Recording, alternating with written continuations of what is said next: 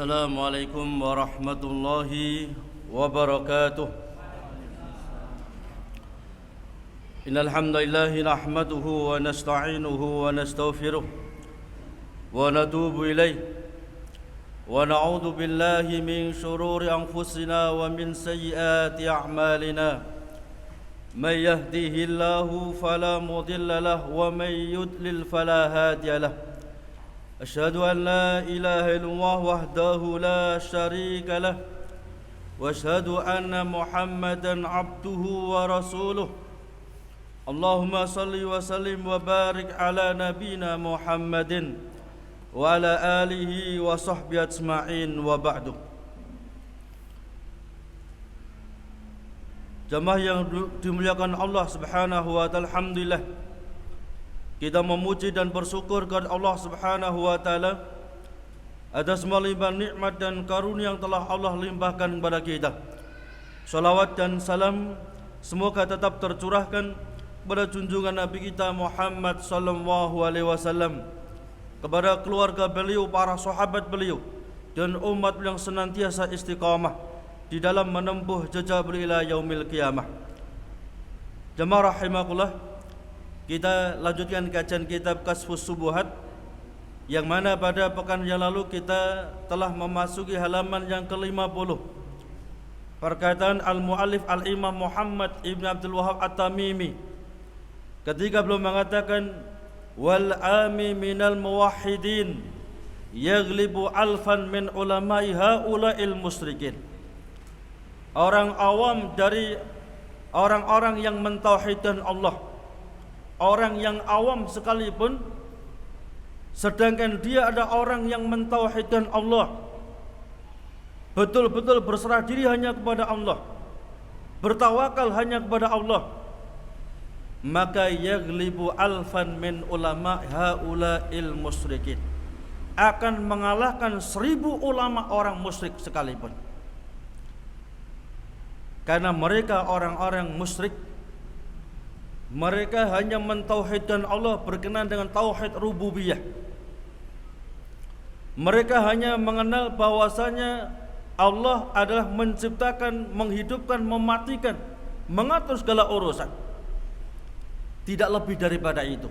Sehingga mereka banyak terjerumus kepada kesyirikan, mensekutukan Allah dengan jimat, mensekutukan Allah dengan sikap, mensekutukan Allah dengan sesuatu hal yang lain yang itu bentuk-bentuk kesyirikan kepada Allah Subhanahu wa taala. Sedangkan orang yang muwahhid, walaupun awam sekalipun, mungkin bahasa Arab enggak bisa, mungkin dia membaca kitab juga enggak bisa, tetapi orang yang memurnikan tauhid dijamin surga Allah Subhanahu wa taala. Maka kita orang yang mungkin awam, selama tauhidnya lurus, selama tauhidnya betul-betul murni, tidak tercampur dengan kesyirikan, jangan merasa kecil hati, jangan merasa grogi berhadapan mereka orang-orang yang mungkin bahasa Arabnya fasih, tetapi dia tidak faham masalah tauhid uluhiyah.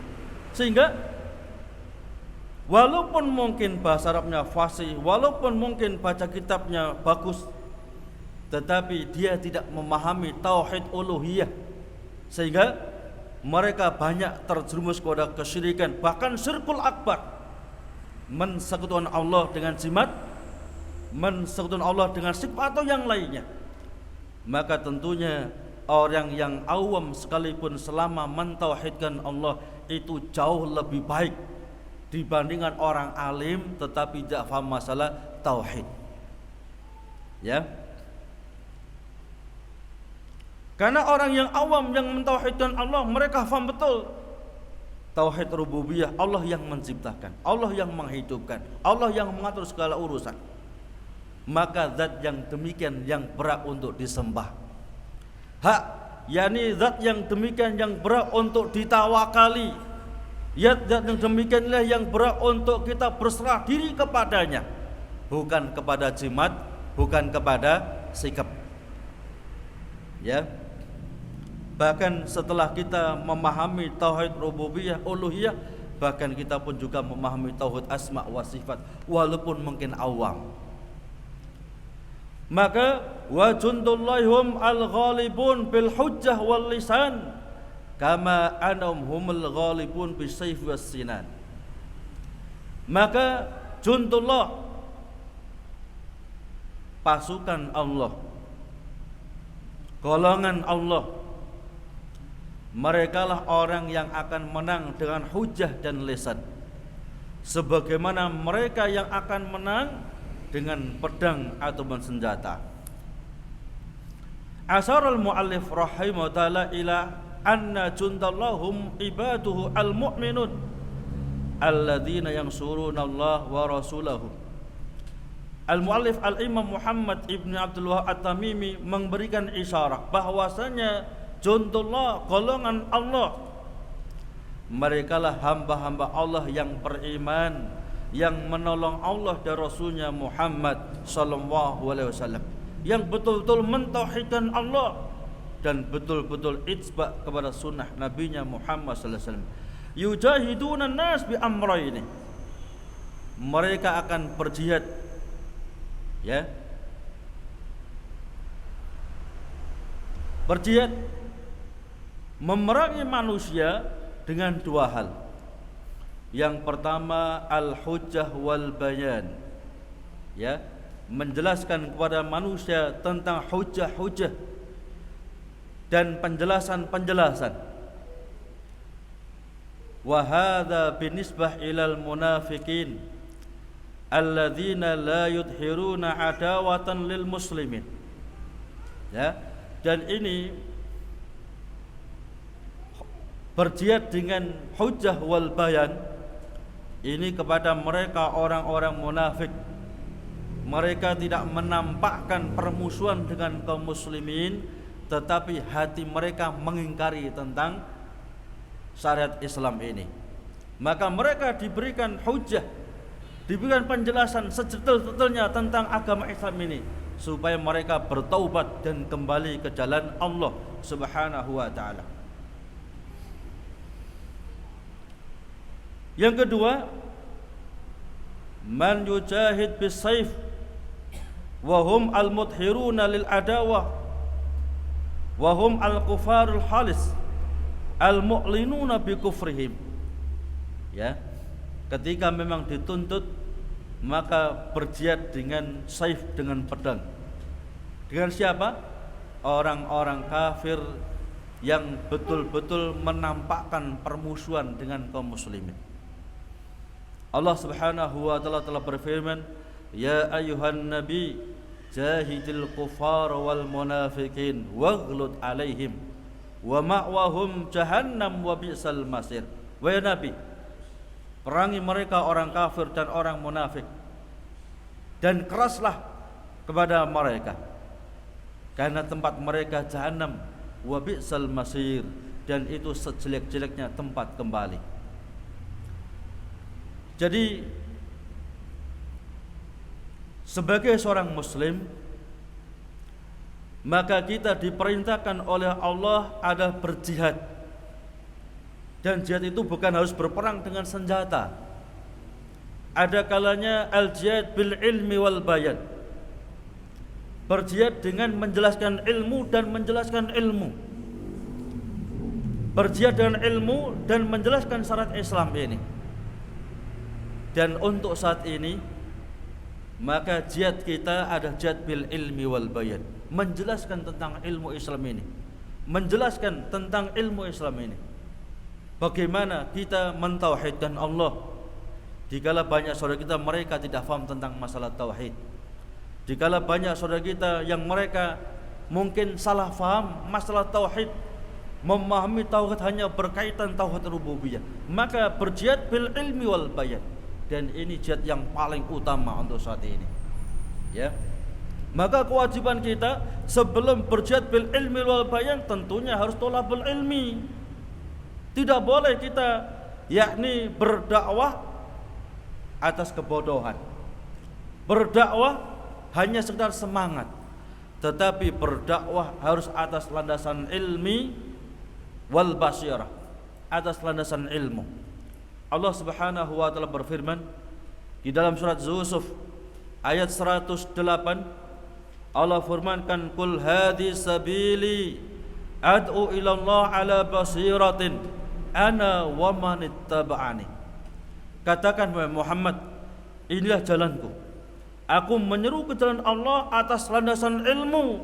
Aku demikian pula orang-orang yang mengikuti aku. Jadi berdakwah.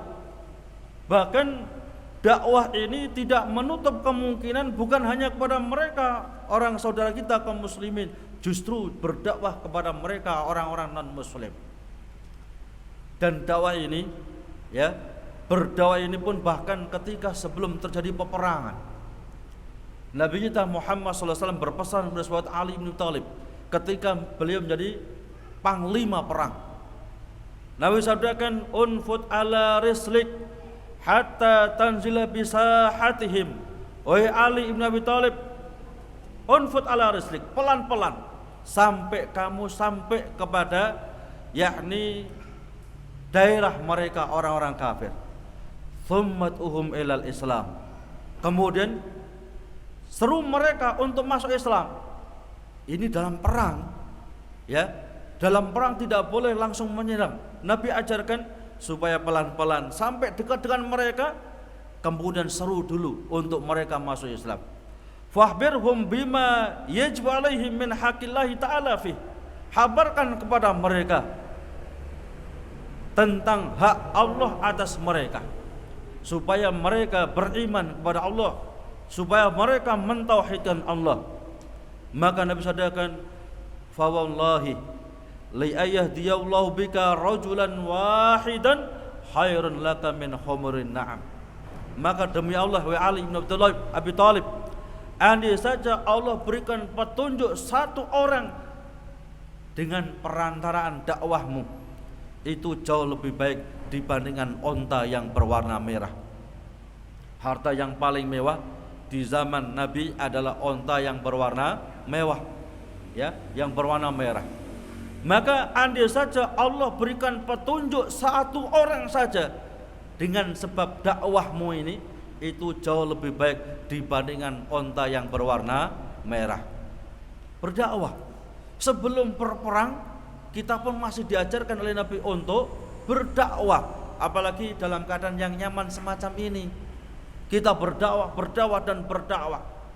Ya, mungkin bisa jadi dakwah kita ini berhasil, banyak yang mengikuti, banyak yang mau menerima dakwah setelah kita meninggal dunia. Ya.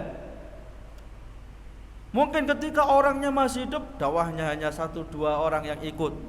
Tapi setelah meninggal dunia, orang baru merasa tentang pentingnya dakwah tauhid ini. Tentang pentingnya dakwah tauhid ini. Ya, bahwasanya dengan tauhid menyelamatkan kita dari api neraka Allah Subhanahu wa taala. Ketika menyimpang, ketika cacat tauhidnya, menyebabkan orang kekal di neraka Allah Subhanahu wa taala. Dan berapa banyak orang yang enggak paham tentang masalah tauhid ini. Ya. Terbukti banyak saudara kita muslim yang masih punya jimat, masih punya sikap, ya. Padahal muslimnya sudah puluhan tahun. Ya, sudah puluhan tahun tapi enggak ngerti masalah tauhid. Maka perlu didakwai, dijelaskan tentang pentingnya tauhid ini. Nabi kita Muhammad SAW telah bersabda, "Man da'ilal huda kana lahu minal ajri mislu ujuri man tabi'ahu la yanqusu dzalika min ujurihim syai'a." Barang siapa yang menyeru kepada petunjuk Allah, maka bagi dia petunjuk tersebut, bahkan orang-orang yang mengikuti petunjuk tersebut tanpa terkurangkan sedikit pun pahala mereka. Ketika kita berdakwah supaya umat betul-betul berserah diri kepada Allah, menyembah hanya kepada Allah, bergantung hanya kepada Allah, dan mereka mengikuti dakwah itu, maka ketika mereka beribadah, kita pun dapat pahalanya. Ketika mereka sholat, kita pun dapat pahalanya. Ketika mereka infak sedekah, kita pun dapat pahalanya, tanpa terkurangkan pahala mereka sedikit pun.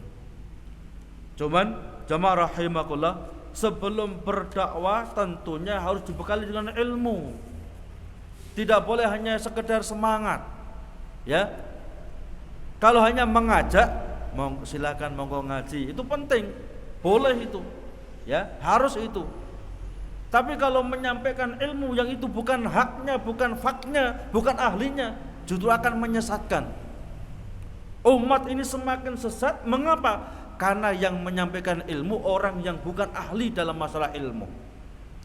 Ya, sehingga banyak orang yang pegang jimat sikap karena yang menyampaikan orang yang nggak paham masalah tauhid.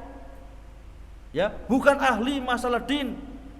Mungkin dia hanya sekedar punya keturunan, ya, yang dianggap alim, padahal nggak alim. Ya, demikian.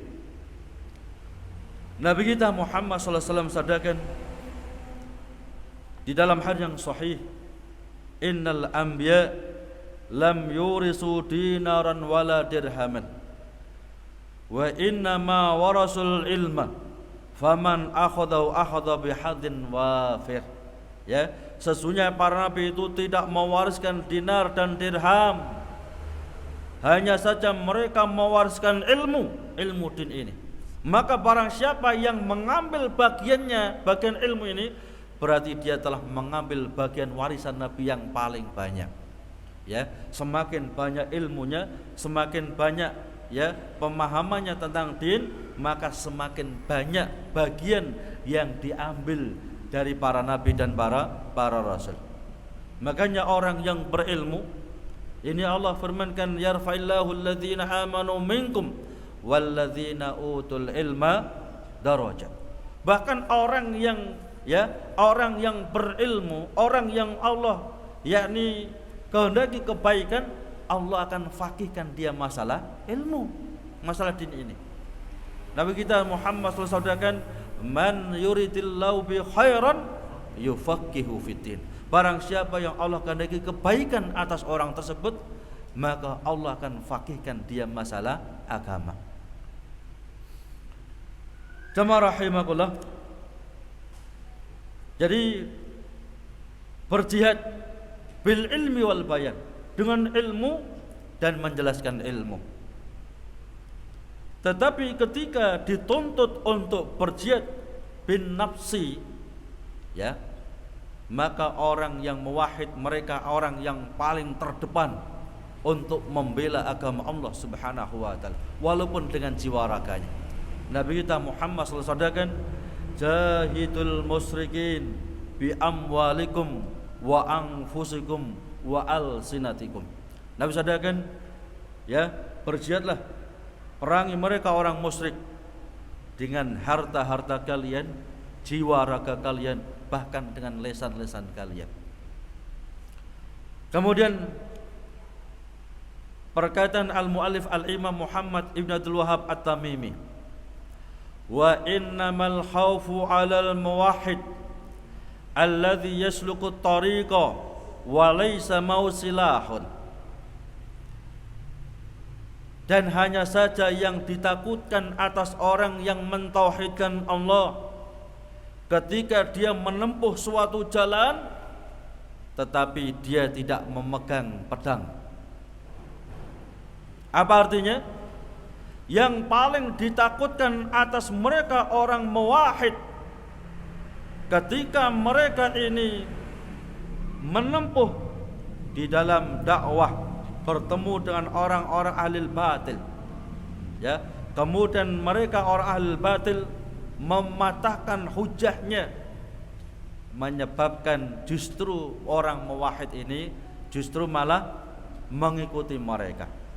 Ay annal khawfa min a'da'il anbiya innama huwa 'alal muwahhid alladhi yasluku at-tariq wa laysa musilahun li'annahu laysa lahu ilmun yatasallahu bihi fayukhsha ayujadilahu ahadun min ha'ula'il musyrikin fatudhi'u hujjatahu fayuhlikuhu.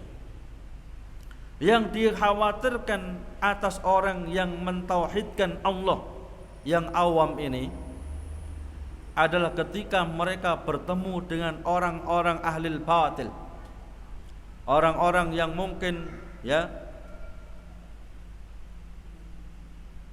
menyeru kepada kesyirikan, orang-orang yang mereka ini mendakwahkan masalah jimat, masalah sikap, tetapi muwahhid ini orang yang awam. Bisa jadi hujahnya akan dipatahkan, sehingga menyebabkan orang yang awalnya muwahhid justru kemudian berbalik menjadi mensekutukan Allah. Ya. Makanya sebelum berjalan kita harus memiliki pedang. Artinya sebelum kita melangkah untuk berdakwah, di situ dibutuhkan ilmu. Jangan semangat, ya. Baru ngaji 5 hari sudah bertentang, saya akan bantah mereka. Orang ahli bid'ah misalnya akan bantah mereka orang ahli yang buat sikap. Begitu sampai di sana dipatahkan hujah antum. Bahkan yang paling parah justru antum berbalik mengikuti mereka. Makanya bersemangatlah untuk thalabul ilmi. Ya. Bersemangat untuk thalabul ilmi, memperbagusi diri, memperbagusi keluarganya. Kemudian baru orang lain. Ya. Kadang-kadang semangat. Hanya modal semangat enggak bisa. Ya. Harus ada ilmu. Dan itulah thariqur Rasul sallallahu alaihi wasallam. Jalannya Nabi kita Muhammad sallallahu alaihi wasallam. Berdakwah atas landasan ilmu, bukan hanya semangat. Ya. Saya akan bantah mereka yang biasa berbuat biasa semacam ini, ya. Sehari, 2 hari, 7 hari.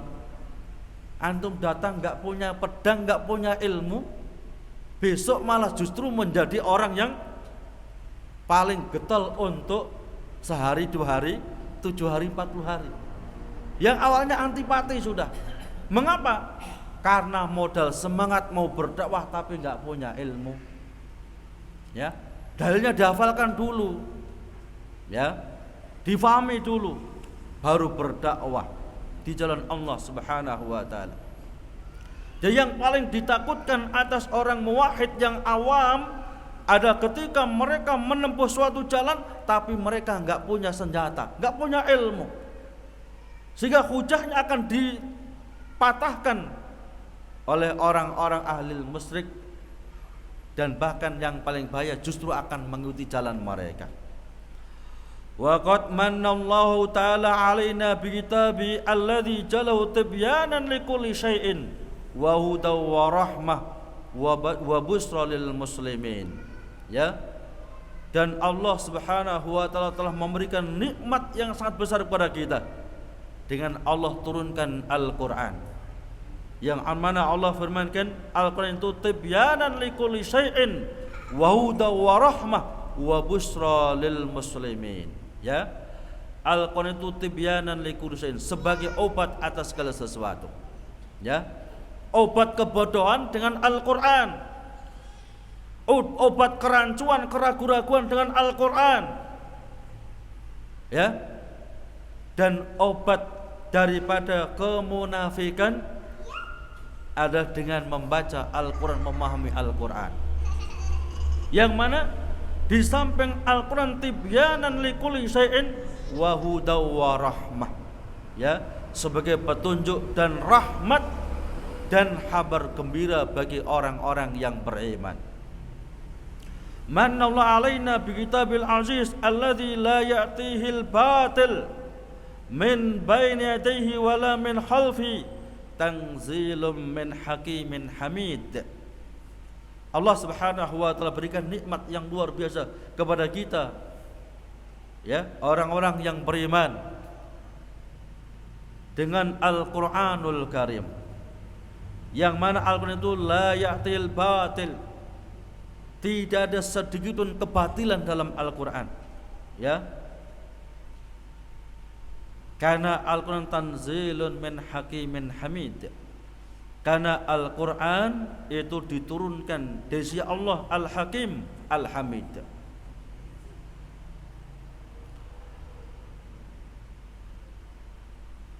Wajalahu subhanahu wa ta'ala tibyanan ay mubinan likulli syai'in yahtajun nasu fi ma'asihim wa ma'atihim.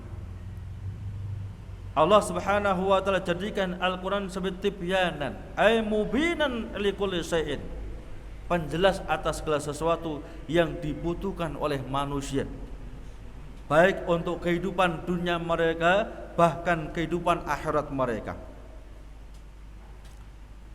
Tetapi dalam penjelasan Al-Quran itu yang dijelaskan secara rinci, sebagaimana firman Allah Subhanahu wa taala, "Harimat 'alaikumul maitatu waddamu wa lahmul khinzir."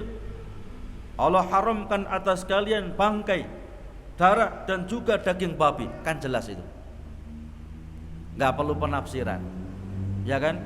Sharih, Allah jelaskan dengan sharih, jelas. Begitu kita baca, kita terjemahkan, langsung faham. Termasuk firman Allah, penjelasan yang sangat sharih, jelas. Begitu kita baca, kita terjemahkan, kita langsung faham. Allah firmankan, "Harimat 'alaikum ummahatukum wa banatukum wa akhawatukum wa ammatukum wa khalatukum ila akhirih." Allah haramkan atas kalian untuk menikahi ibu-ibu kalian, anak-anak perempuan kalian, saudara-saudara perempuan kalian, bibi dari ayah kalian ataupun bibi dari ibu kalian. Jelas. Begitu kita baca, oh ternyata haram menikahi seorang ibu, haram untuk menikahi anak perempuan, haram untuk menikahi saudara perempuan, haram untuk menikahi bibi, baik dari pihak ayah maupun dari pihak ibu, dan seterusnya dan seterusnya. Jelas, sorry. Tetapi kadangkala dalam penjelasan Al-Quran itu dibutuhkan tafsirnya. Termasuk firman Allah Subhanahu wa taala, "Wa anzalallahu 'alaikal kitaba wal hikmah." Dan Allah telah turunkan kepadamu wahai Muhammad al-kitab, Al-Quran, wal hikmah, yakni hadis. Hikmah di sini kan perlu penafsiran itu. Bagaimana kita bisa paham yang dimaksud Allah al-hikmah, hadis Nabi, dengan tafsir Al-Quran yang telah dijelaskan oleh Nabi kepada mereka para sahabat. Termasuk firman Allah Subhanahu wa taala, "Fas'alu ahla dzikri in kuntum la ta'lamun." Ada kisah, ya, dijelaskan oleh Syekh di sini, yudkaru anna ba'du ahli ilmi atahu rajulun minan nasara yuridu ta'na fil Qur'anil Karim wa kana fi mat'am. Ya, ada kisah, ada salah seorang ahli ilmi yang dicari-cari oleh laki-laki dari kalangan Nasara, yang orang Nasrani ini hendak mencela Al-Quran, sedangkan orang alim ini pada waktu itu sedang di rumah makan. Maka ketika orang Nasrani masuk di rumah makan ini, begitu merasakan makanan kok nikmat sekali, lezat sekali, maka seorang Nasrani mengatakan, "Kaifa yasnau hadat ta'am?" Bagaimana kamu cara membuat makanan ini kok menjadi lezat luar biasa, nikmat luar biasa. Maka seorang ulama ini memanggil juru masaknya. Wa qala lahu sif lana kaifa tasnu hadha ta'am. Ya, terangkan kepada kami bagaimana kamu bisa memasak masakan ini dengan begitu nikmatnya, lezatnya. Maka setelah dijelaskan pakai bumbu ini, resep ini, cara masaknya demikian, maka seorang alim mengatakan, hakadza jaa fil Quran. Inilah penjelasan yang Allah jelaskan dalam Al-Quran. Apa itu? Fas'alu ahla dzikri in kuntum la ta'lamun. Tanya pada orang yang ahli, orang yang berilmu ketika kamu nggak ngerti. Lah kalau mau tanya bumbu masak pada seorang ulama, ya keliru nanti. mungkin kepedesen, mungkin kasinen, mungkin hambar. Ya. Tapi kalau tanya tentang masalah masak, tentunya kepada tukang masak, chefnya. Ya. Kalau enggak malah keliru nanti. Kalau ingin bangun jembatan, jangan seorang alim suruh buat jembatan ambrol nanti. Kepada insinyur pembangunan. Itulah yang Allah jelaskan dalam Al-Quran. Fas'alu ahla dzikri in kuntum la ta'lamun. Maka begitu mendapatkan penjelasan ini, orang Nasrani enggak berani untuk mencela Al-Quran. Karena begitu jelasnya Al-Quran ini. Ya.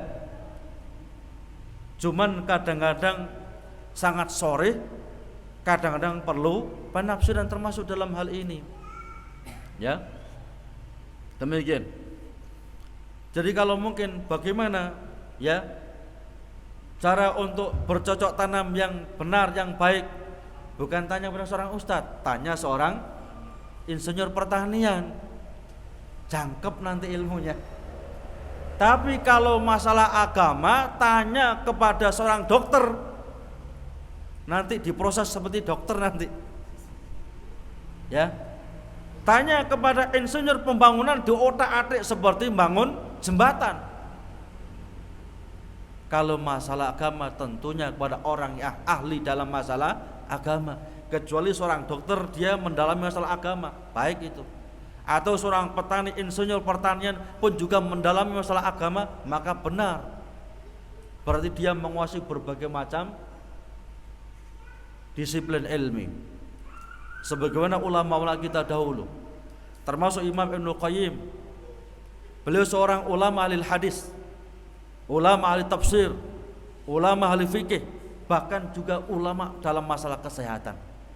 Ya, karena beliau seperti gurunya Syekhul Islam Ibnu Taimiyah bisa yakni mengilmui semua disiplin ilmu. Ya, ini Imam Ibnul Qayyim Al-Jauzi. Cuman kadang-kadang kalau seorang ustaz ya ustaz tok, nggak bisa ilmu yang lain sudah. Dagang nggak bisa, tani nggak bisa, ya apapun nggak bisa. Hanya baca kitab tok. Ya. Tapi nggak apa-apa. Ya, alhamdulillah sudah dikasih ilmu itu yang luar biasa oleh Allah Subhanahu wa taala. Masih lama? Tinggal 5 menit. Ya. Kalau kita lanjutkan enggak mungkin bisa insyaallah karena masih panjang ini. Kita gunakan tanya jawab, satu silakan. Pertanyaan bebas.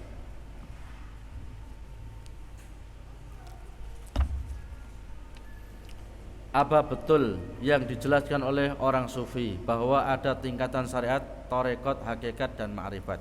Ya. Ya. Ini sering kita jelaskan. Sufi ini termasuk aliran yang paling sesat dalam Islam. Ya, saya ulangi, sufi ini termasuk aliran yang paling sesat dalam Islam. Cuman sufi ini bersekte-sekte.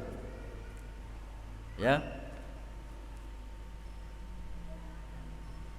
Sufi membagi manusia dalam 3 tingkatan. Tingkatan syariat atau thariqat. Tingkatan thariqat atau syariat ini tingkatan yang paling rendah. Kalau rumah itu rumah yang masih sangat gelap, butuh lampu, butuh penerangan, butuh ventilasi, butuh kipas dan sebagainya. Artinya orang yang dalam tingkatan syariat atau thariqat ini wajib sholat, wajib puasa, wajib haji umroh, infak sedekah, zakat dan ibadah-ibadah yang lain. Karena ibadah rumah masih gelap, harus butuh penerangan. Ya. Yang kedua, mutawalli, setengah wali. Ya. Tingkatan ma'rifat. Ma'rifat itu setengah wali. Cuman setengah wali menurut orang sufi itu orang yang sudah hampir lepas syariat. Ibadah rumah itu sudah terang, Kalau butuh lampu ya ditetek, kalau enggak ya enggak perlu sudah. Kalau butuh ventilasi ya silakan dibuka jendelanya, kalau enggak ya enggak apa-apa sudah. Karena rumahnya sudah terang. Artinya dia kalau mau sholat ya boleh, enggak sholat juga boleh. Dia mau puasa Ramadan ya silahkan, monggo. Kalau tidak ya silahkan, enggak apa-apa. Dia mau haji monggo, kalau enggak ya enggak apa-apa. Ini tingkatan makrifat, ya, mutawali kata mereka, setengah wali, ya. Waktu ana masih nanti di Gresik itu di Bongorase, ini nyata asli itu. Wali liwat di Bongorase, ya. Orangnya katokan cekak tok ini. Masya Allah, santrinya jubuan semuanya, tapi kiainya lah kok cekak tok. Masya Allah, kita suruh minggir-minggir. Wali liwat. Bahkan naik bis pun nggak ada yang mau dekat-dekat dengan wali ini. Wali yang gila ini. Jadi dalam sufi semakin gila semakin wali, ya. Jadi tingkatan makrifat, mutawali, setengah wali. Kalau mau sholat boleh, nggak sholat juga nggak apa-apa. Mau puasa silahkan monggo, kalau nggak ya nggak apa-apa. Karena rumahnya sudah terang. Yang terakhir tingkatan hakikat. Orang Jawa nggak bisa ngomong hakikat, hakikot. Ini tingkatan hululiyah, manunggaling kaulolan Gusti. Bersatunya antara hamba dengan Allah, maka orang ini sudah nggak boleh sholat, haram sholat. Allah kok sholat? Ya, dia haram untuk puasa, Allah kok puasa? Haram untuk ibadah haji, Allah kok ibadah haji? Yang wajib menyembahkan hamba, kalau Allah justru harus disembah. Maka tingkatan hakikat, ya, tingkatan manunggaling kaulan Gusti, ini hukumnya sudah haram sholat, sudah haram puasa. Arak itu kalau di situ haram, tapi kalau sudah nempel pada bibirnya jadi gak haram. Wong Allah kok haram? Mana mungkin Allah diharamkan? Allah yang mengharamkan, bukan yang diharamkan. Makanya dalam sufi ini kamu nggak boleh ngoreksi, ya, ini orang-orang alim ini nggak boleh. Tingkatan kamu loh masih tingkatan syariat, rendahan sampean ini. Kalau tingkatan makrifat mengatakan haji nggak wajib, nggak apa-apa, wong dia ya ini makomnya sudah lain. Makom sampean itu masih rendahan, nggak boleh mengkontrol, mengoreksi tingkatan yang sudah makrifat, apalagi hakikat. Paham saja? Apa ini ada bukti? Ada dalam kitab-kitab mereka itu, ya. Makanya kita katakan sufi itu adalah suatu aliran yang paling sesat dalam Islam. Karena bisa menyebabkan murtad dari agama Allah Subhanahu wa taala. Ketika khululiyah mengatakan dirinya telah khululiyah, bersatu dengan Allah, hukumnya murtad ijma'an. Ulama satu pun enggak ada khilaf ini. Kalau ada orang mengatakan dirinya telah bersatu dengan Allah, enggak boleh sholat, enggak boleh puasa, enggak boleh haji, maka ijma' seluruh ulama Islam di seantero jagat ini, mereka mengatakan orang ini hukumnya murtad. Tapi kalau dalam sufi, orang ini dianggap orang yang luar biasa. Ya, inilah sesatnya sufi.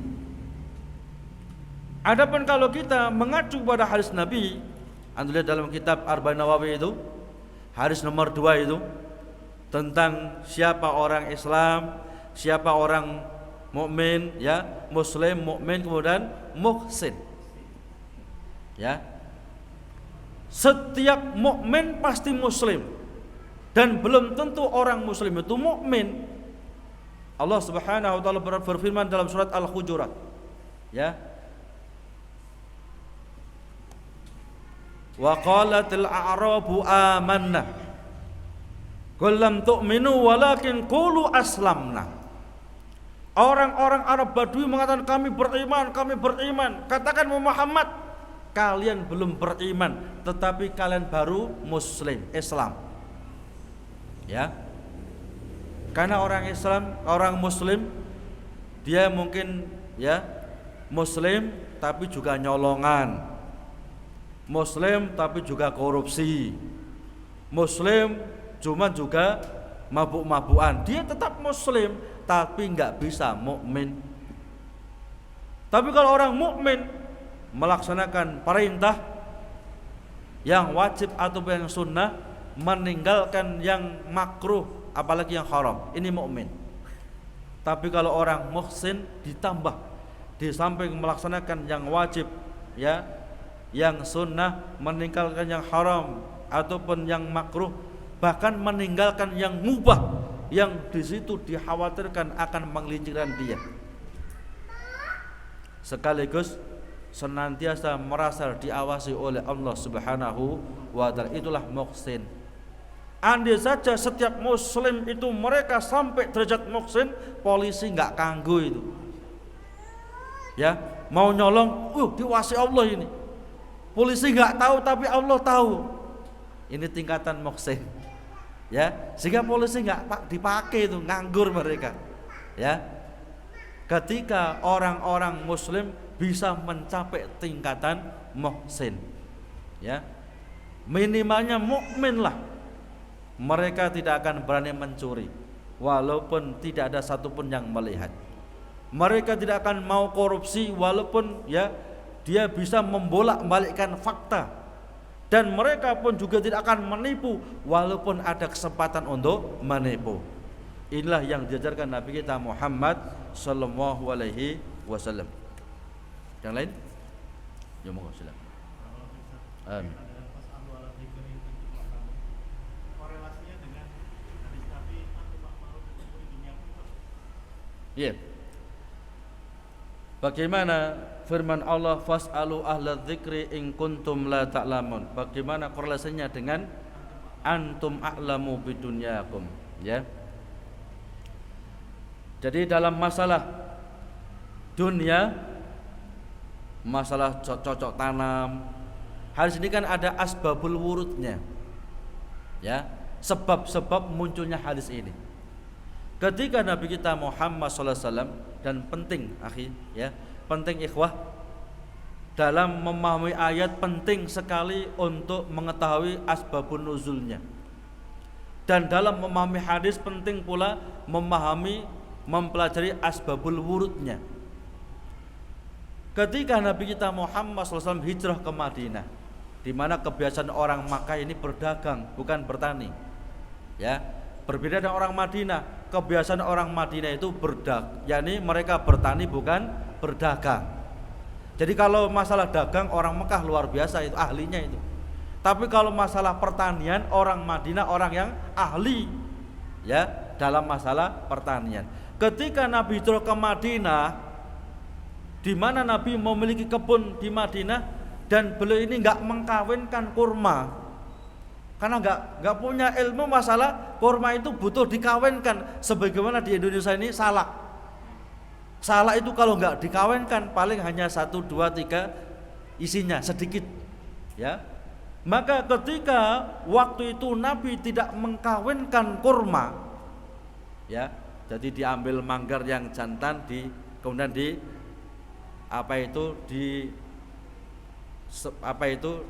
disebar-sebarkan kepada manggar yang lainnya.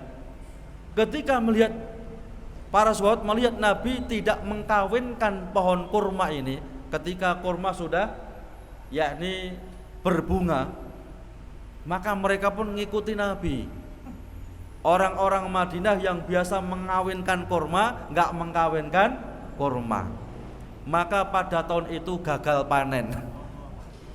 Ya, kurma yang biasanya melimpah banyak, hasilnya hanya 1, 2. Nabi tanyakan, bagaimana ini? Biasanya kan bagus-bagus itu, kok sekarang buahnya hanya semacam ini, bagaimana ini? Biasanya kami ya Nabi itu mengkawinkan kurma. Jadi kami ambil manggar jantan itu, kemudian kami yakni sembur-semburkan, ya. Dan dengan izin Allah kurma melimpah buahnya. Tapi kemarin ya Nabi, kami lihat antum jenengan itu enggak ngawinkan kurma ya Nabi. Jika kami pun juga ngikuti enggak ngawinkan kurma. Nabi sadarkan antum a'lamu bidunyakum. Masalah dunia kalian lebih ngerti itu. Ya. Kebiasaan kalau kurma itu dikawinkan ya harus dikawinkan, ya. Wong Nabi enggak pernah belajar pertanian. Kemudian ngikuti Nabi waktu dalam hal ini, maka gagal panen. Apa maksudnya? Dalam masalah urusan duniawi, ya, itu kita dikasih keleluasaan, kelonggaran selama tidak melanggar syariat.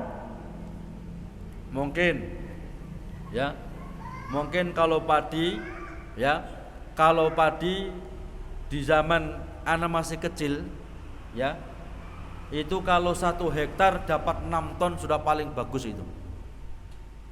Tapi kalau sekarang saya tanya, kata sudah sampai 8 ton. Berarti ada peningkatan 2 ton. Bagaimana caranya? Ya mungkin bibitnya berbeda, mungkin cara pemeliharaannya berbeda. Kalau zaman anak dulu kalau panen hanya 2 kali setahun, sekarang bisa 3 kali. Inilah, ya, inilah yang diacungkan jempol ketika kita bisa, ya, kreatif dalam masalah dunia. Tapi sekarang kan kreatif masalah agama itu, ya, dimodifikasi. Tapi yang dimodifikasi agama. Bagaimana ini? Islam telah sempurna, nggak butuh penambahan, nggak butuh pengurangan.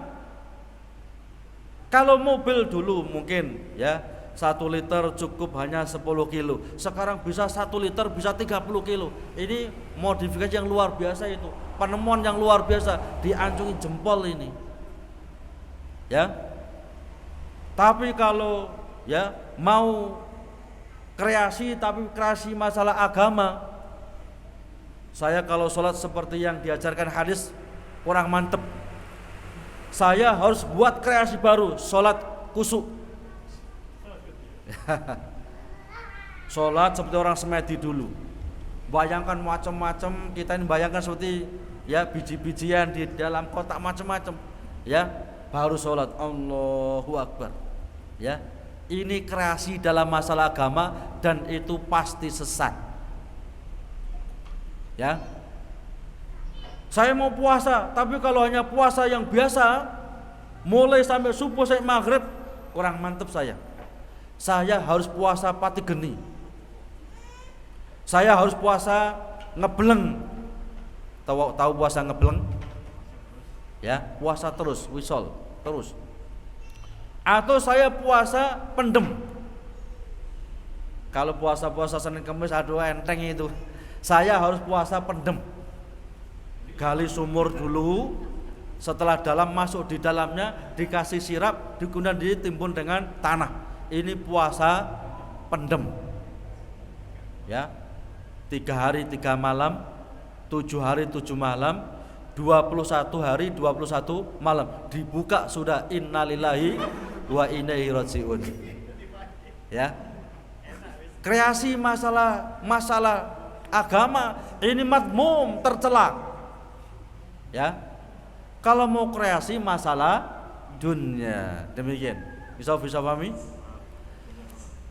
Kita tutup dengan doa kafaratul majlis. Subhanallah hamdika asyhadu an la ilaha illa anta astaghfiruka wa atubu ilaik. Assalamualaikum warahmatullahi wabarakatuh.